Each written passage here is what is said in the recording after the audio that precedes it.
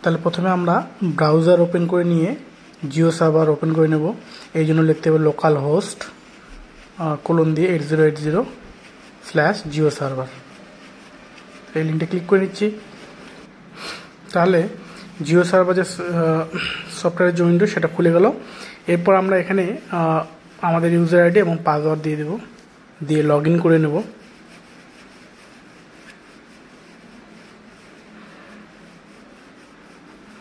তা log in হয়ে গেছে। এরপর আমাদের প্রথম কাজ হচ্ছে একটা ওয়ার্ক স্পেস ক্রিয়েট করে নেওয়া। এই জন্য ওয়ার্ক স্পেসে ক্লিক করলাম, দেন অ্যাড নিউ ওয়ার্ক স্পেস।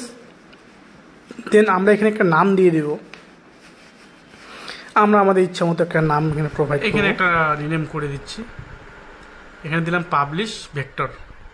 দেন এখানে এই যে ইউআরএল বলছে, এখানে আমরা লোকাল হোস্ট ক্লোন দিয়ে 8080/জিও সার্ভার / দিয়ে এখানে যে নেমটা আমরা পুট করব সেই নেমটা এখানে দিতে হবে। এটা এখানে কপি করলাম, কপি করে এখানে পেস্ট করে দিলাম। তো আমাদের ইউআরএল ক্রিয়েট করে ইউআরএল হয়ে গেল এখানে, অর্থাৎ ওয়ার্ক স্পেস একটা ক্রিয়েট হয়ে গেল। এরপর আমাদের কাজ হচ্ছে একটা স্টোর ক্রিয়েট করা। এই জন্য স্টোরে ক্লিক করলাম, দেন অ্যাড নিউ স্টোর এখানে ক্লিক করব। এরপর আমরা শেপ ফাইল আপলোড করব, এই জন্য শেপ ফাইলে ক্লিক করব। শেপ ফাইলে ক্লিক করার পর এখানে ওয়ার্ক স্পেস যেটা দেওয়া আছে সেটা ওয়ার্ক স্পেসটা সিলেক্ট করে নেবো এখানে। আর ডেটা সোর্স নেম যেটা আছে সেখানে আমরা একটা নিজের ইচ্ছা মতো একটা নাম দিয়ে দেবো। তো আমি এখানে নেম দিয়ে দিচ্ছি ভেক্টর নেম দিলাম। এখানে যে কোনো নাম দিতে পারো। এবার এখানে এই যে শেপ ফাইল লোকেশন, এখান থেকে ব্রাউজে গিয়ে যেখানে শেপ ফাইল আছে সেই লোকেশনে গিয়ে শেপ ফাইলটা এখানে আপলোড করতে হবে। তাহলে এখান থেকে এই শেপ ফাইলটাকে এখান থেকে আমি সিলেক্ট করে নিলাম .ssp সেটাকে। এবার নিচে গিয়ে আমরা সেভ করে দেবো, অর্থাৎ একটা স্টোর ক্রিয়েট হয়ে গেল।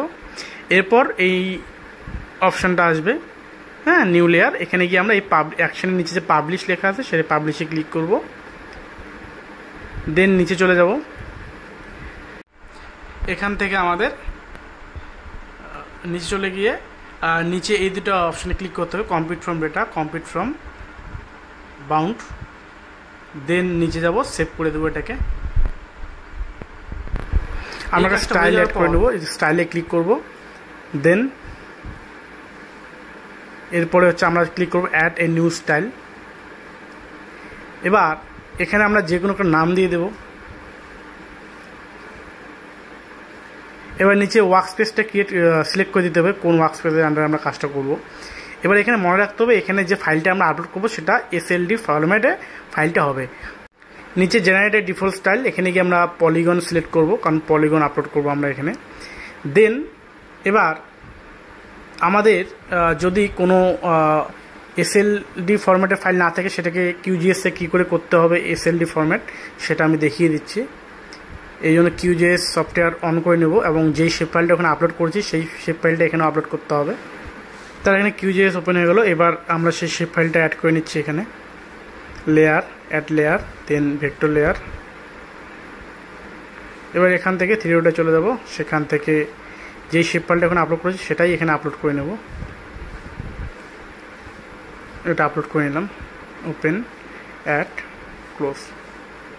এটা যদি কোনো শেপ ফাইল SLD ফরম্যাট না থাকে। এরপরে প্রপার্টিজে চলে যাব, দেন চলে যাব স্টাইল, সেখান থেকে সেভ স্টাইল। এখান থেকে গিয়ে আমরা এটাকে SLD স্টাইল করে দেবো। 3 ডটে গিয়ে একটা ফাইল লোকেশন দিয়ে দেবো।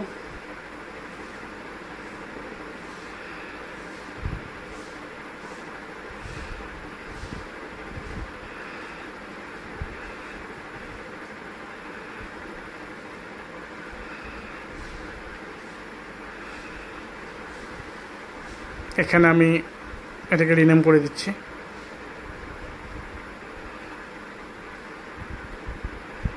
কালিম্পং।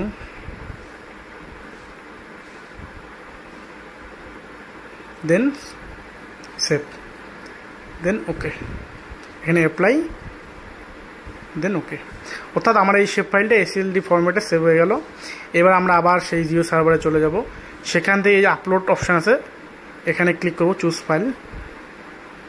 এখান থেকে গিয়ে সেই যেখানে সেভ করলাম সেই ফাইলটা এখানে আপলোড করতে হবে।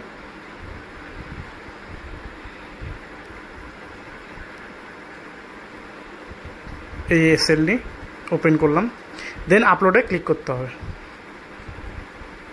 এরপর কিছুক্ষণ ওয়েট করতে হবে। এবার দেখো সেটা আপলোড করার পর এটা চলে আসে। এবার ভ্যালিডেট ক্লিক করতে হবে, নো ভ্যালিডেট এরর, দেন সেভ। এটা হয়ে যাওয়ার পর আমাদের নেক্সট যেটা কাজ সেটা হলো আমরা চলে যাব লেয়ারে। সেখান থেকে কালিম্পং যেই আমরা টাইটেল দিয়েছি সেটা থেকে করলাম, দেন পাবলিশিং।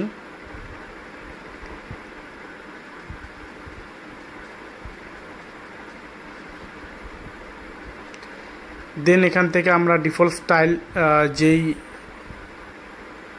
যেইটা নাম দিয়েছিলাম পাবলিক ভেক্টর, সেটা এখানে চলে আসছে। দেন এখান থেকে অ্যাভেলেবেল স্টাইল যেটা, সেটা আমাদের যে পাবলিশ ভেক্টর যেটা স্পেসের নাম দিয়েছে ওয়ার্ক স্পেস, সেটাকে সিলেক্ট করে রাইট সাইডে নিয়ে গেলাম। এবার নিচে এসে সেভ। এরপরে লেয়ার, এখান থেকে লেয়ার প্রিভিউয়ে ক্লিক করব, করে যেই লেয়ারটা ক্রিয়েট করলাম সেটাতে ওপেন লেয়ারে ক্লিক করলে পরেই আমাদের যে শেপ ফাইলটা আছে সেটা এখানে দেখাবে, অর্থাৎ আমাদের যে ভেক্টর ফাইল সেটা এখানে পাবলিশ হয়ে গিয়েছে। এরপর এখানে 3 ডটে গিয়ে আমরা এখান থেকে স্কেলটাকে কমিয়ে দিতে পারি, এখান থেকে এভাবে চেঞ্জ করে। তো আমি এটাই রেখে দিলাম। এরপর এখান থেকে আমরা যদি সেটাকে কিউজিএসি নিয়ে যাই তাহলে ফরম্যাট আকারে সেটাকে আমরা এক্সপোর্ট করতে পারি। এখানে WFS আছে, সেখান থেকে বিভিন্ন ফরম্যাট দেওয়া আছে, KML শেপ ফাইল। তো শেপ ফাইলে যখনই ক্লিক করব তখন এটা আমাদের ডাউনলোড হয়ে যাবে, অর্থাৎ এটা আমাদের শেপ ফাইল ফরম্যাটে ডাউনলোড হয়ে গেল জিও সার্ভার থেকে। এবার এটাকে যদি তোমরা চাও কিউজিএসে গিয়ে ভিউ করতে পারবে। এখানে আরও অন্যান্য ফরম্যাট দেওয়া আছে, এখানে অনেক ফরম্যাট দেওয়া আছে, জিওজিসান, CSV, KML।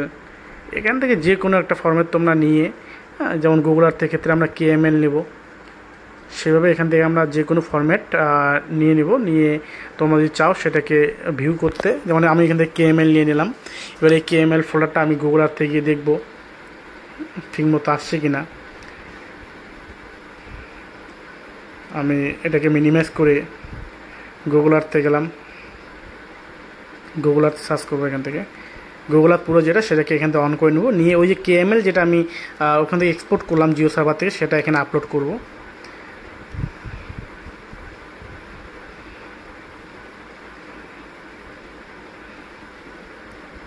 তাহলে আমাদের ডেটা যে পাবলিশের ব্যাপার ছিল সেটা হয়ে গেছে। তো এখান থেকে জিও সার্ভার থেকে যেই ডেটাটা আমরা করলাম, KML ফর্মেটে এক্সপোর্ট করলাম, সেটা এখানে ভিউ করছি গুগল আর্থ পুরোতে। তো দেখো সেই কালিম্পংয়ের যে ফাইলটা এক্সপোর্ট করলাম সেটা এখানে দেখাচ্ছে।